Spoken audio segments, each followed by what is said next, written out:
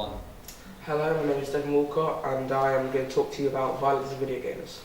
So video games can influence people in many ways. Of course, violence is one of the ones most talked about and commonly discussed, and its over-exaggerated negative effects. Often you'll see news reports of violence in video games being blown out of proportion to draw attention of the public.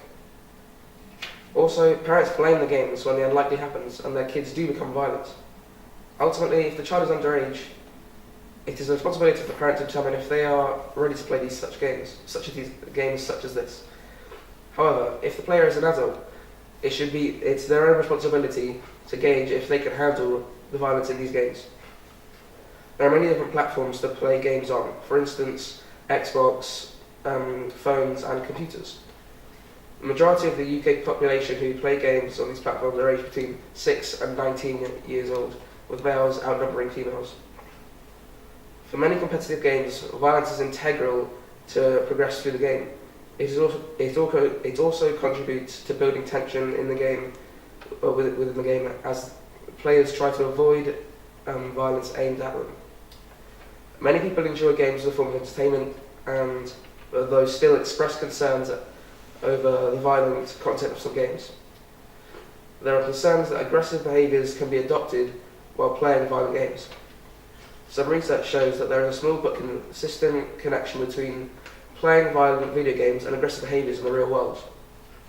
Some studies have tested gamers immediately after playing a game and suggest that those who play violent games show higher levels of aggressive behaviour and have more aggressive thoughts, feel more aggressive, are less empathetic and helpful compared to people who haven't played aggressive games.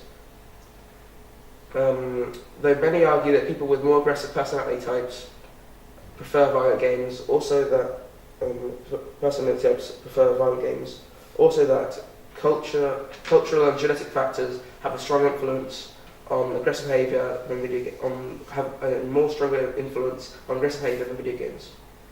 Some gamers can comment that playing violent video games relieves stress and frustrations. Research also finds that playing violent video games can have a positive effect on people, reducing aggression and increasing reducing aggression and increasing positive emotions and self-esteem. Many young people are upset by violence in games that are rated 18. Exposure to violence in films, television and the internet can be upsetting, so violence in games and therefore content in some games is restricted. Gaming can impact areas of your life, for example addiction, brain development, social interaction and education. On average, 5 to 16-year-olds play 1.5 hours of video games a day. Though admit it is possible to spend too much time gaming and their parents worry about it. Examples of gaming addiction are used to improve your mood, showing increasing tolerance so you must play longer to get the same buzz, withdrawal symptoms when you can't play, and social isolation, which impacts on friendships. Another area which can be affected by gaming is brain development.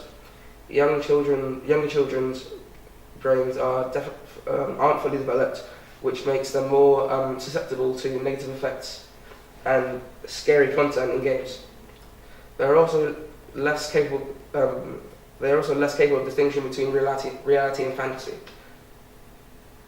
People think that gaming is an antisocial and isolating hobby, but with the likes of Xbox Live, you can play games and interact with your friends without even leaving the house. Though the use of Xbox Live can bring the risk of inappropriate contact though controls are in place and you can block anyone who is causing you harm in any way. Some popular games are educational, for instance brain training games. Others can provide a personalised learning targeting specific learning difficulties. Research is unclear if these types of games made a useful contribution to education compared to other methods. Thank you for listening. Any questions? I have a question. When you said that parents blame their child's aggressive behaviour due to video games, Do you think this is fair because they may have bought the video game for the child, so they're technically responsible for this as well? Yes, as I said, if they're buying their children a game that is rated too old for them, it's their responsibility to gauge if their child is ready to play these kind of games. Thank you. Okay, if you were in charge of regulating gaming in this country, is there anything you would change?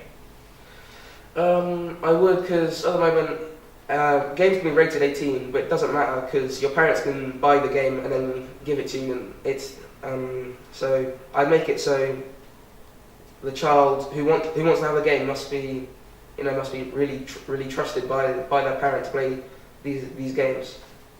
If the certificate is there to protect people who are too young to play those games, what's there to protect the people that who are old enough but not mature enough? A 20-year-old, for example, who's not mature enough to deal with the content he's about to see.